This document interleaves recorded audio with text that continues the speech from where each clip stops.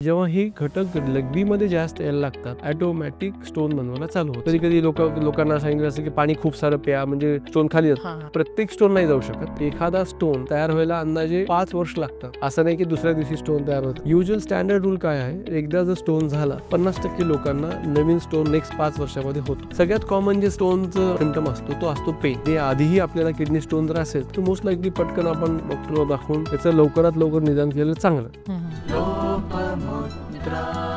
Doctor, मनापासून स्वागत आहे तुमचं. डॉक्टर, तर मला सांगा, किडनी म्हणजे नेमकं काय?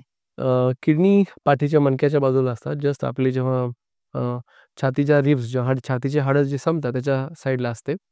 आपल्या डाव्या आणि उजव्या साईडला 2 असतात. आणि किडनी हे आपल्या बॉडीचं रक्त फिल्टर करायचं काम करतात. फिल्टर म्हणजे काय? जे पदार्थ बॉडीमध्ये नको आहेत ते बाहेर फेकणे लघवीद्वारा आणि जे पदार्थांची आपल्या बॉडीला गरज आहे ते आपल्या बॉडीमध्ये ठेवणे. हे किडनीचं काम आहे. ओके. आणि फिल्टरिंग करून आपल्या बॉडीला हेल्दी ठेवणे. हेल्दी म्हणजे कॅल्शियम, फॉस्फरस, मिनरल्स काही बरेचसे घटक असतात ते बॉडीमध्ये ठेवणे.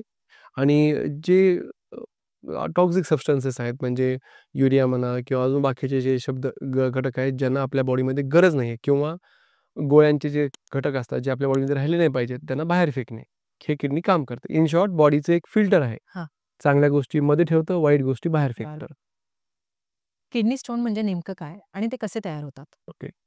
जेव्हा हे किडनीचं आपलं फिल्टरिंग चालू असतं साधारणतः किडनी स्टोन व्हायला काही फॉर एक्झाम्पल आपल्या बॉडीमध्ये काही चेंजेस घडले. फॉर एक्झाम्पल काय सगळ्यात कॉमन चेंजेस सध्या जर आपण आता आपल्या पूर्ण सभोवताली बघितला, की मिठाचं प्रमाण सॉल्ट इंटेक हे खूप वाढलेलं आहे. पिझ्झा, बर्गर, पाणीपुरीज म्हणा किंवा सगळे फास्ट फूड्स म्हणा, जे कन्झम्पशन्स आहे ते खूप जास्त प्रमाणात वाढलेलं आहे.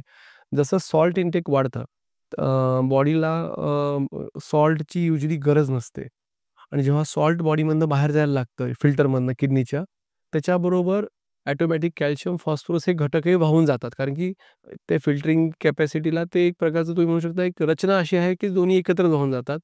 आणि जेव्हा हे घटक लघवीमध्ये जास्त यायला लागतात, ऑटोमॅटिक स्टोन बनवायला चालू होतात. आणि युजुअली ह्याला जे तुम्ही म्हणू शकता की पाणी कमी पिणे. आता फॉर एक्झाम्पल बरेचसे लोकं आय-टी सेक्टरमध्ये काम करतात. दिवसभर एकदा बसलं की संध्याकाळपर्यंत पाणी पित नाहीत. पाणी जर कमी पिलं आणि वरून तुम्ही असे सॉल्ट इंटेक घेतलेले फूड्स फॉर एक्झाम्पल ऑटोमॅटिक तुम्ही आय-टी सेक्टरला गेलात, की सॉल्ट असलेले फूडशिवाय तुम्हाला पर्यायच नाही. तुम्ही काही खाल्लं तरी त्यात सॉल्ट असतं. सॉल्ट बरोबर हे कॅल्शियम जातं युरिनमध्ये, वाढून जातं प्रमाण त्याचं आणि ऑटोमॅटिकली तुम्हाला स्टोन व्हायची प्रोसेस चालू होते. ओके. म्हणजे सॉल्टचा इंटेक हा कमी असावा. कमी पाहिजे. ओके. तर हे फास्ट मेजर फूडमध्ये. फास्ट फूड म्हणू शकता. दुसरे पण बरेचसे छोटे-छोटे घटक आहेत. वेट गेन म्हणा, डायबिटीज वाढणं, शुगर कंटेंट. आजकाल ॲडेड शुगर्स खूप वाढलेले आहेत. त्याचा इम्पॅक्ट. त्याचा इम्पॅक्ट ऑटोमॅटिक त्याच्यावरती होतो. पुन्हा व्हिटॅमिन डी डिफिशियन्सी आजकाल हार्डली सरासरी. सरासरी ऑलमोस्ट सगळ्यांमध्ये व्हिटॅमिन डी डिफिशियन्सी आहे. व्हिटॅमिन डी कमी झाला की कॅल्शियमचं प्रमाण बॉडीमध्ये ठेवायचं प्रमाण कमी होतं आणि लेगमध्ये जायचं वाढतं. ऑटोमॅटिक मग स्टोन फॉर्मेशन वाढतं. म्हणजे असं म्हणू शकत नाही एक घटक ह्याला रिस्पॉन्सिबल असतो. एक मल्टिपल एक कॉम्प्लेक्स प्रोसेसमध्ये सिक्वेन्शियली काही घडामोडी घडत राहतात आणि स्टोन तयार होतं. डॉक्टर, तर मला सांगा, किडनी स्टोन होण्याचे सामान्य लक्षणं कोणती आहेत? सगळ्यात कॉमन जे स्टोनचं सिम्प्टम असतो तो असतो पेन. काय होतं किडनी स्टोन तयार होतो आणि तो लघवीच्या नळीला बंद करतो. लघवीची नळी बंद झाली की ती चोकअप होते. जसं हार्टची नस बंद झाल्यावर चेस्ट पेन होतं. तर इथे पण बंद होतं आणि ते पेन व्हायला लागतं. त्यावेळी सगळ्यात मोस्ट कॉमन म्हणू शकता की 70% लोकांमध्ये ते सिम्प्टम असतं. आता हे सिम्प्टम किती जास्त आहे, लहान आहे हे युजुअली त्या किडनी स्टोनच्या साईजवर असतं. बऱ्याचशा लोकांना छोटे-छोटे स्टोन जात असतात. पण ते कधी-कधी काळानंतराने ते मोठे पण होतात. एखादा स्टोन तयार व्हायला अंदाजे मोठ्या बॉडीमध्ये 5 वर्ष लागतात. असं नाही की दुसऱ्या दिवशी स्टोन तयार होतो. आणि मग ह्या प्रोसेसमध्ये आपल्याला बऱ्याचशा गोष्टी होत असतात, पण आपण निग्लेक्ट करतो. पेन नंतर जे दुसरं कॉमन सिम्प्टम आहे युरिनमध्ये रक्त येणे. जेव्हा स्टोन लघवीला ब्लॉक करतो, ती नळीला डॅमेज करते लघवीच्या आणि ब्लड तयार होतं. युजुअली ब्लड झाले की कधी-कधी इन्फेक्शन तयार होतं. जर तुम्हाला डायबिटीज असेल, डायबिटीज आणि किडनी स्टोन असेल तर भयंकर पेन, फीवर येणे, बॅक पेन होणे, मळमळ करणे कारण की किडनी आणि आपले जे आतडे आहेत एकमेकाला जवळ असतात. मळमळ करणं, नॉशिया करणं, काही लोकांना लूज मोशन्स होतात. अशा प्रकारचे सिम्प्टम याला तयार होतात. मग असे सिम्प्टम जर आपल्याला होत असतील आणि आधीही आपल्याला किडनी स्टोन जर असेल, तर मोस्ट लाइकली पटकन आपण डॉक्टरला दाखवून त्याचं लवकरात लवकर निदान केलेलं चांगलं. मोस्टली स्टमक पेन किंवा बॅक पेन वगैरे हे जास्त प्रमाणात. जास्त बॅक पेन सगळ्यात कॉमन. किंवा कधी-कधी जर स्टोन हलत असेल, तर स्टोन जसा हलेल, त्याचा पेनचं लोकेशनही हलायला लागतं. हां, हां. रेडिएटिंग, त्याला आपण रेडिएटिंग तो पेन मूव्ह होतो. मूव्ह होतो. कधी-कधी लोकांना सांगितलं असतं, की पाणी खूप सारं प्या, म्हणजे स्टोन खाली जातं. प्रत्येक स्टोन नाही जाऊ शकत. डिपेंड. डिपेंड साईज काय, लोकेशन काय, कुठं ब्लॉक झालाय, इन्फेक्शन आहे का नाही, तुम्हाला ब्लड प्रेशर आहे ते कंट्रोलमध्ये आहे का नाही, शुगर आहे कंट्रोलमध्ये आहे का नाही, आणि बाकीची औषधं तुम्ही काय घेता त्याच्यावरती डिसाईड केलं जातं, की स्टोन खाली मूव्ह होईल, तुम्ही पाणी घेतला तरी पण किंवा नाही घेतला तरी पण. Okay, depends. हं. किडनी स्टोन काढण्यासाठी काही ऑपरेशन गरजेचं आहे का? की केलंच पाहिजे असं काही आहे का? नाही, असं काही रूल नाहीये. किडनी स्टोनसाठी कंपल्सरी ऑपरेशन लागतं, असं काही नाहीये.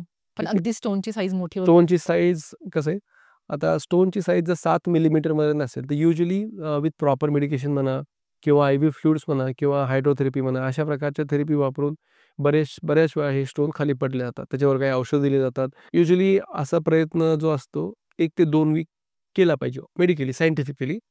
जर स्टोन प्रेझेंटेशनलाच 1 सेंटीमीटरच्या वर असेल किंवा 10 मिलीमीटरच्या वर असेल, तो स्टोन खाली पडायचे चान्सेस खूप कमी राहतात. कारण की जी लघवीची नळी आहे, त्याची साईज तेवढी मोठी नाहीच आहे. ओके. ठीक आहे. मग असा स्टोन काय करतो, ब्लॉक होतो, वारंवार इन्फेक्ट होतो, दुखायला लागतं, आणि मग त्यानंतर वेगवेगळ्या प्रकारचे प्रॉब्लेम होतात.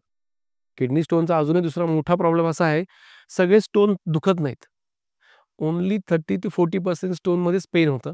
बाकीच्या स्टोनमध्ये पेन नाही होत. ते ऑटोमॅटिक पेनलेस राहतात, किडनीमध्येच राहतात, आणि मे बी दुर्लक्ष केल्यामुळे म्हणा किंवा आपण आपल्याला अरे होतोय ना, होता, पडला का नाही कन्फर्म नाही केलं, मग तो हळू वाढून त्या किडनीला खराब करायला लागतो. त्याच्यामुळे मी सांगितलं, की किडनी स्टोन हा एक almost 3rd to 4th commonest cause of kidney failure.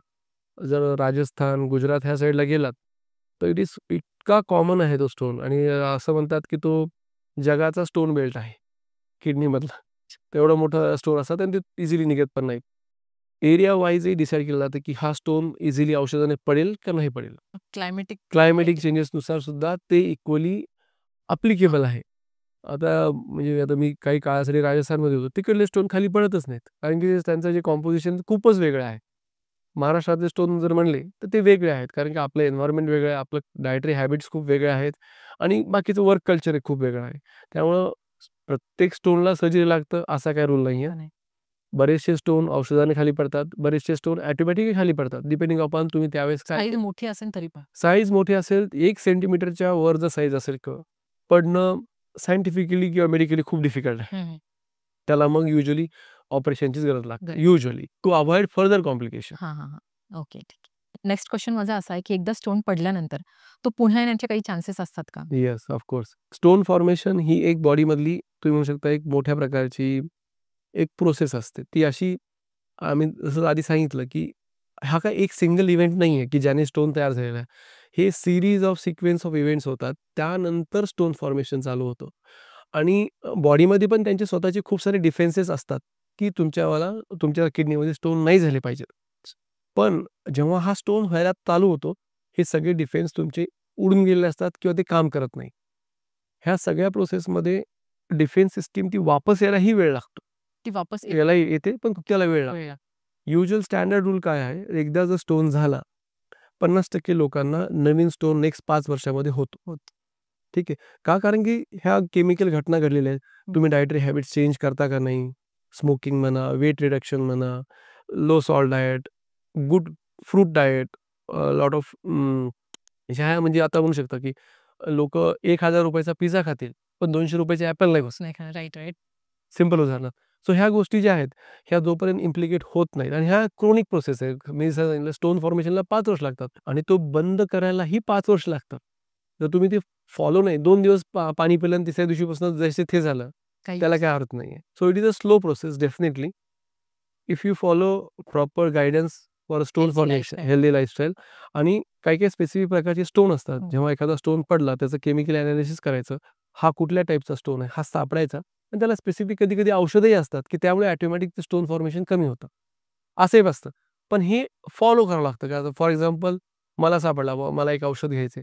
पण ते औषध मला ॲटलीस्ट 5-6 वर्ष घ्यावं लागतं. तेव्हा स्टोन फॉर्मेशन कमी होतं. टोटली बंद होतं. कमी होतं. कमी होतं. आता बंद होतो का नाही हे सांगणं खूप अवघड आहे, पण definitely proper healthy life follow केलं तर होऊ शकतो. होतं हां. आणि त्याचे इफेक्ट खूप चांगले आहेत. आणि वन्स स्टोन फॉर्मर असं म्हणू शकता की they are always high risk of stone former, आणि once stone former they are automatically बाकीच्या मेडिकल कॉम्प्लिकेशनसाठी हाय रिस्क असतात, लाईक ओबेसिटी म्हणा, हायपरटेन्शन म्हणा, ब्लड प्रेशर म्हणा, शुगर म्हणा. कारण की त्या घटना अशा एकमेकाला जुळलेल्या आहेत, depending upon how you do over a period of time. Right.